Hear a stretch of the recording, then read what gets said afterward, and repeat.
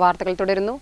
Asia, Europe, Africa ഭൂഖണ്ഡങ്ങളിലായി 56 രാജ്യങ്ങളും road മാർഗം 76,000 kilometre സഞ്ചരിച്ച് പടന്നയിലെ KMC മുഹമ്മദ് കുഞ്ഞിയും കുടുംബവും നാട്ടിൽ തിരിച്ചെത്തി. മുഹമ്മദ് കുഞ്ഞി ഹാജിക്കും കുടുംബത്തിനും പടന്ന മൂസ ഹാജി മുക്കിൽ വെച്ച് town arts and sports club സ്വീകരണം നൽകി. കഴിഞ്ഞ വർഷം ഒക്ടോബറിലാണ് ഇവർ യാത്ര ആരംഭിച്ചത്. മുഹമ്മദ് കുഞ്ഞിയുടെ ഭാര്യ AK നഫീസത്ത്, മകൻ അഡ്വക്കേറ്റ് മുസൈഫ് ഷാൻ മുഹമ്മദ്, മകൾ ഡോക്ടർ മുനീഫയുടെ മകൻ വിൽഡൻ നസ്ലിൻ ആദം എന്നിവരാണ് ലോകം ചുറ്റി പടന്നയിൽ തിരിച്ചെത്തിയത്.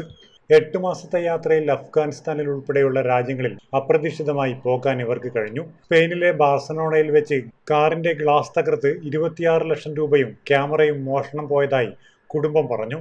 ഞങ്ങൾ വണ്ടി കൊള്ളയടിച്ചു. ബാർസലോണയിൽ വെച്ചിട്ട് സ്പെയിനിൽ ഞങ്ങൾ വണ്ടി പാർക്ക് ചെയ്ത് പോയി വരുമ്പോഴേക്ക് വണ്ടി ഗ്ലാസ് പൊട്ടിച്ച് അതിനകത്തുണ്ടായിരുന്ന ഏകദേശം ഇന്ത്യൻ്റെ ഒരു 10-26 ലക്ഷം റുപ്യ വരുന്ന യൂറോയും ഡോളറും ക്യാമറകളൊക്കെ പോയി.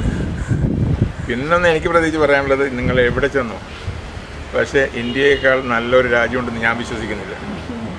നമ്മുടെ നാട്ടിലെല്ലാം ഉണ്ട്. നമുക്ക് ഇവിടെ ഇത്രയും സ്വാതന്ത്ര്യവും ഈ ജീവിത സൗകര്യങ്ങൾ ലോകത്തെവിടെയും കിട്ടില്ല, ഒരു യൂറോപ്പിലും കിട്ടില്ല. 56 രാജ്യം കണ്ട് തിരിച്ചെത്തിയവരോട് പ്രിയപ്പെട്ട രാജ്യം ഏതാണെന്ന ചോദ്യത്തിന് ഇന്ത്യ എന്നാണ് മറുപടി.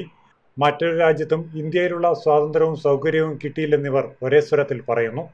56 രാജ്യങ്ങളിൽ 7,600 കിലോമീറ്ററോളം റോഡ് മാർഗം സഞ്ചരിച്ച് നാട്ടിൽ തിരിച്ചെത്തി നാടിന് അഭിമാനമായി മാറിയ പ്രമുഖ വ്യവസായി KMC മുഹമ്മദ് കുഞ്ഞി ഹാജിക്കും കുടുംബത്തിനും പടന്ന മൂസ ഹാജി മുക്കിൽ വെച്ച് town arts and sports club സ്വീകരണം നൽകി.